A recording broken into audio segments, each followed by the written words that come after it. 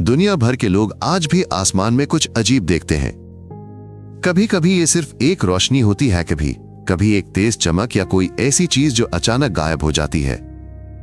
ज्यादातर मामलों में सब कुछ समझाया जा सकता है, माइनस हवाई जहाज, उपग्रेड ड्रोन या यहां तक कि दुर्लभ बादल भी। लेकिन एक छोटा हिस्सा ऐसा बचता है जहां विशेषज्ञ भी हैरान रह जाते हैं। यही मामले लोगों को ये मानने पर मजबूर करते हैं कि यूएफओ कोई मनगढ़ंत बात नहीं, हबल की एक असली रहस्य है जिसे हम अभी तक समझा नहीं पाए हैं।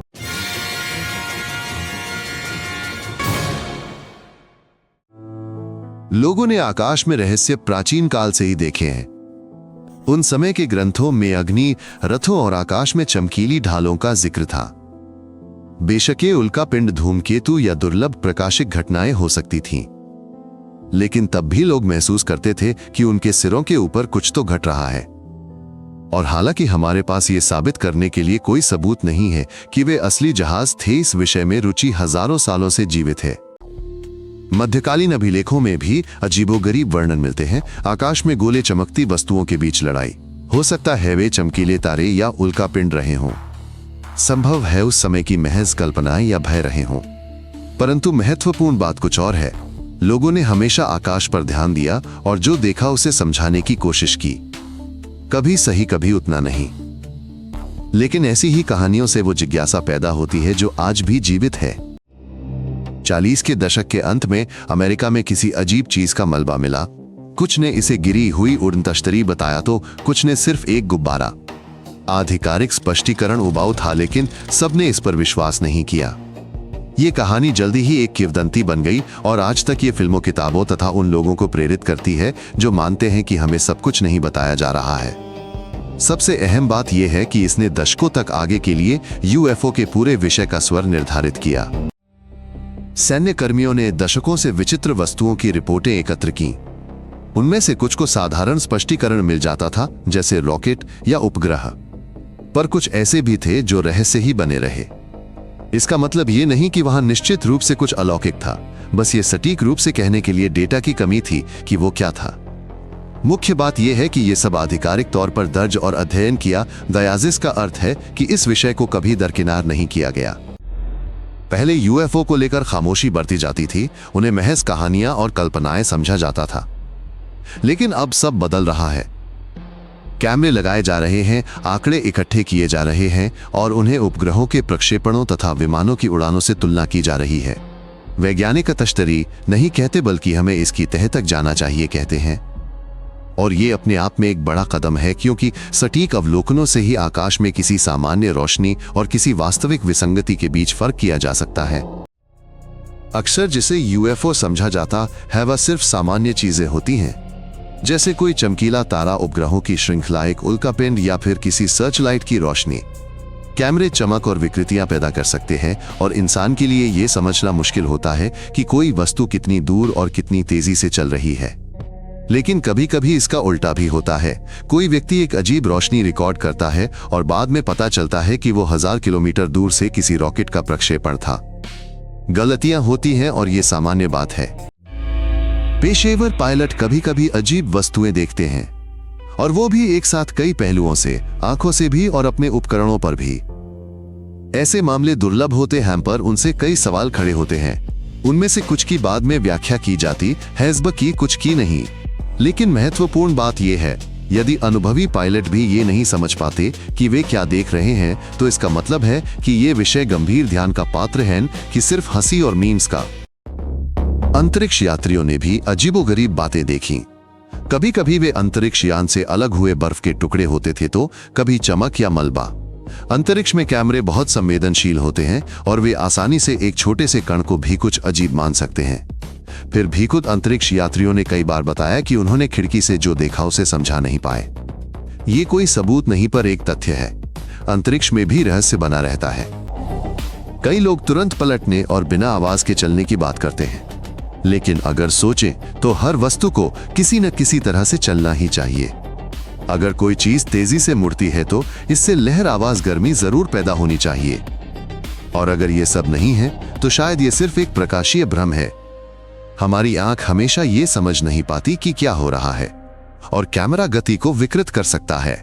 इसलिए निष्कर्ष निकालने में जल्दबाजी न करना महत्वपूर्ण है। वैज्ञानिक अन्य तारा प्रणालियों में अधिकाधिक ग्रह खोज रहे हैं और उनमें से कुछ पृथ्वी जैसे हो सकते हैं। वहां पानी और यहां तक कि जीवन भी हो सकता है, लेकिन दूरियां बहुत विशाल हैं। वहां पहुंचने के लिए हमें ऐसी तकनीकों की जरूरत है जो हमारे पास नहीं है। अभी तक कोई भी ऐसा संकेत नहीं मिला है जो निश्चित रूप से किसी बुद्धिमान सभ्यता से आया हो, लेकिन खोज जारी है और इसमें भी कुछ रोमांचक है। माइनस क्या पता हम अकेले ना हो।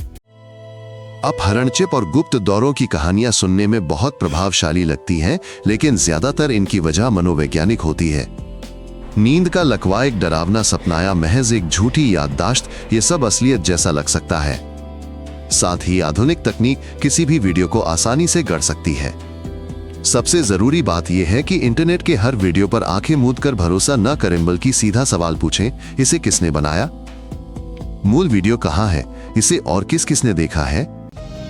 फिल्मों और टीवी सीरीज ने यूएफओ की वो छवि गढ़ी है जिसे हम जानते हैं, तश्तरी किरण और ग्रे एलियन। और अब जब कोई कुछ देखता है तो वो पहले से ही अवचेतन रूप से उस परिचित तस्वीर को मानसिक रूप से पूरा कर लेता है। ये न तो बुरा है और न ही अच्छा, ये बस संस्कृति का एक हिस्सा है।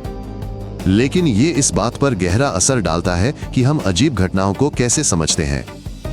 और यदि हम वास्तविकता को समझना चाहते हैं तो कभी-कभी फिल्मी रूढ़ियों से एक कदम पीछे हटकर देखना होगा।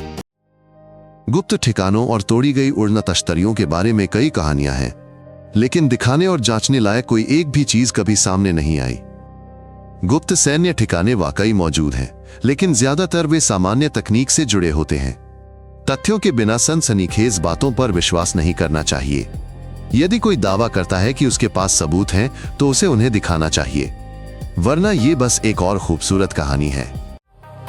कभी कभी लोग कहते हैं कि धरती पर कुछ मिला है, लेकिन ऐसा कोई भी मलबा कभी भी गंभीर जांच से नहीं गुजरा।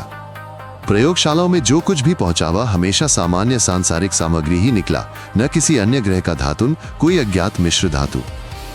विभिन्न देशों की सरकारों ने रिपोर्ट प्रकाशित की, जिनके अनुसार अधिकांश मामले उपग्रह उल्कापिंड या वायुमंडलीय घटनाएं थीं। एक छोटा प्रतिशत बिना किसी स्पष्टीकरण के था, लेकिन इसका मतलब ये नहीं है कि वे एलियन थे। इसका सीधा मतलब सिर्फ ये है कि डेटा पर्याप्त नहीं था। यह दिलचस्प है कि यूएफओ उन क्षेत्रों में अधिक देखे जाते हैं जहां बहुत से लोग, साफ आसमान और सक्रिय हवाई क्षेत्र, विमानन मार्ग, अंतरिक्ष केंद्र, सैन्य अड्डे होते हैं। जितनी अधिक कैमरे और आंखें होती हैं, उतनी ही अधिक अजीबोगरीब घटनाएं दिखती हैं। और जहां इंटरनेट नहीं है या कोई आसमान की तरफ नहीं देखता, वहां लगभग कुछ भी दर्ज नहीं होता।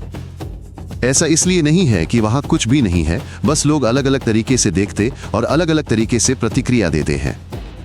सब कुछ न केवल आसमान में क्या है, बल्कि इस बात पर भी निर्भर करता है कि नीचे कौन है। कभी कभी कोई रॉकेट लॉन्च होता है और उसकी लकीर सैकड़ों किलोमीटर दूर से दिखती है, या उपग्रहों की एक कतार शहर के ऊपर से गुजरती है। लोग नहीं जानते कि ये क्या है, डर जाते हैं और पुलिस को फोन करने लगते हैं। इस तरह एक घटना सामूहिक नजारे में बदल जाती है। कैमरे रिकॉर्ड करते हैं, वीडियो वायरल हो जाते हैं, नए संस्करण सामने आते हैं। यह दिखाता है कि कोई बड़ा निष्कर्ष निकालने से पहले यह समझना कितना महत्वपूर्ण है कि हम वास्तव में क्या देख रहे हैं। आज तक ऐसा कोई सीधा प्रमाण नहीं है कि हमें कोई मिलने आता है, लेकिन ऐसे तथ्य हैं जिनकी हम अभी व्याख्या नहीं कर सकते। ये न तो साजिश के सिद्धांत बनाने का बहाना है और न ही सब कुछ अस्वीकार करने का। सबसे अच्छा यही है कि अवलोकन करते रहें, डेटा इकट्ठा करें, उसे साझा करें और सवालों से न डरें। यदि आपको कुछ अजीब दिखे तो समय दिशा नोट करें, वीडियो रिकॉर्ड करें और इसके बारे में बताएं।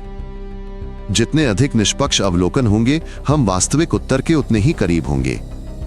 अगर आपको यह दिलचस्प लगा तो नए एपिसोड न छूटने के लिए सदस्यता लें। हमारा सब कुछ संक्षिप्त और सटीक होता है।